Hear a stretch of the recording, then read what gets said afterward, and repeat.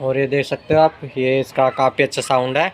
जिस किसी भाई को चाहिए तो ये मशीन भी हम मंगवा सकते हैं। जिसको भी चाहिए मैं डिस्क्रिप्शन में मेरा मोबाइल नंबर दे दूँगा, तो ये मशीन भी आपको सस्ती रेंज में मिल जाएगी।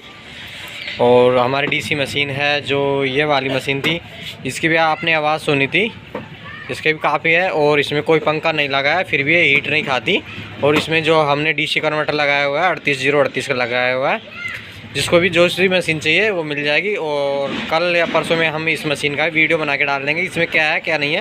ये छोटी प्लेट में मशीन है और अपने पास सब तरीके की मशीन मिल जाएंगी। आईसी वाली मशीन मिलती है, जैसा भी चाहिए मशीन आप ऑर्डर कर सकते हो। पार्ट्स चाहिए तो पार्ट्स मिल जाएंगे, इनके सब कुछ पार्ट्स अपने पास अवेलेबल है।